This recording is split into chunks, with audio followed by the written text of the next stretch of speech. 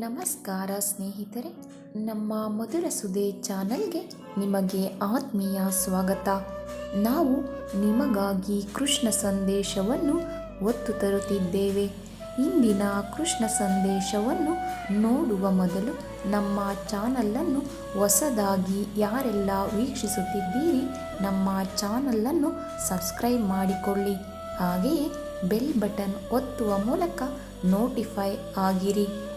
ಇಂದಿನ ಕೃಷ್ಣ ಸಂದೇಶ: ಯಾರು ಎಷ್ಟೇ ಅವಮಾನ ಮಾಡಿದರೂ, ಕೀಳಾಗಿ ನೋಡಿದರೂ ನಾವು ನಮ್ಮ ಸ್ವಾಭಿಮಾನ ಬಿಡಬಾರದು. ಏಕೆಂದರೆ ಬೇರೆ ವ್ಯಕ್ತಿಗಳ ಥರ ಸಮಯಕ್ಕೊಂದು ಬಣ್ಣ ಬದಲಾಯಿಸುವ ಊಸರವಳ್ಳಿಯ ಬದುಕು ನಮ್ಮದಾಗಬಾರದು. ಜೀವನದ ಸತ್ಯದ ವಿಷಯಗಳು: ಪಾಪದ ಹೊರೆ ಹೆಚ್ಚಾಗುವಂತೆ ಗಳಿಸಬೇಡಿ. ನಿಮ್ಮ ಸಾಲದ ಹೊರೆ ಹೆಚ್ಚಾಗುವಂತೆ ಖರ್ಚು ಮಾಡಬೇಡಿ. ದೇಹದಲ್ಲಿ ರೋಗಗಳು ಹೆಚ್ಚಾಗುವಂತೆ ತಿನ್ನಬೇಡಿ. ಕಲಹಗಳು ಹೆಚ್ಚಾಗುವಂತೆ ಮಾತನಾಡಬೇಡಿ. ಚಿಂತೆ ಹೆಚ್ಚಾಗುವ ಹಾಗೆ ವಿಪರೀತ ಯೋಚಿಸಬೇಡಿ.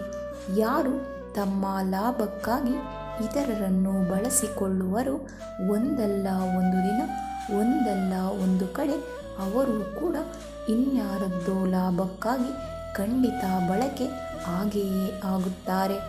ಕತ್ತಲನ್ನು ಬೆಳಕು ಮರೆ ಮಾಡಬಹುದೇ ಹೊರತು ಅದನ್ನು ನಾಶ ಮಾಡಲು ಸಾಧ್ಯವಿಲ್ಲ. ಹಾಗೆಯೇ ಕಾಲಕಾಲಕ್ಕೆ ಕಷ್ಟಗಳೆಂಬ ಕತ್ತಲು ಕವಿಯುವುದು ಸಹಜ. ಅದನ್ನು ಭಕ್ತಿ ಎಂಬ ಬೆಳಕಿನಿಂದ ಎದುರಿಸಬಹುದು.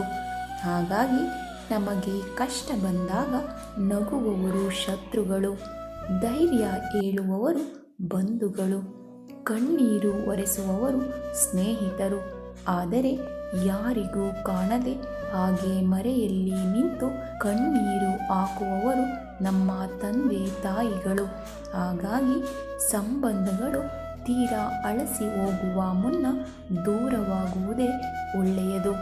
ಇಲ್ಲವಾದರೆ ಉಳಿಯಬಹುದಾದ ಕೆಲವು ಸಿಹಿ ನೆನಪುಗಳು ಕೂಡ ಕಹಿಯಾಗಿ ಕಾಡಬಹುದು. ಹಾಗಾಗಿ ನಿನ್ನನ್ನು ಅಳಿಸಿದವರು ಅಳುವ ಸಮಯ ಬಂದೇ ಬರುತ್ತದೆ. ಕಾದು ನೋಡು. ಏಕೆಂದರೆ ನಾವು ಕಾಲಚಕ್ರದ ಮಧ್ಯೆ ಸಿಲುಕಿದ್ದೇವೆ. ಎಲ್ಲ ಒಳ್ಳೆಯದೇ ಆಗುತ್ತದೆ. ಭಗವಂತ ಜೊತೆಗಿದ್ದಾನೆ. ಧನ್ಯವಾದಗಳು. ನಮ್ಮ ಪ್ರಯತ್ನ ನಿಮಗೆ ಇಷ್ಟವಾಗಿದ್ದಲ್ಲಿ ನಮ್ಮ ವಿಡಿಯೋಗೆ ಒಂದು ಲೈಕ್ ನೀಡಿ. ಹಾಗೆಯೇ ನಮ್ಮ ಚಾನಲನ್ನು ಸಬ್ಸ್ಕ್ರೈಬ್ ಮಾಡಿಕೊಳ್ಳಿ.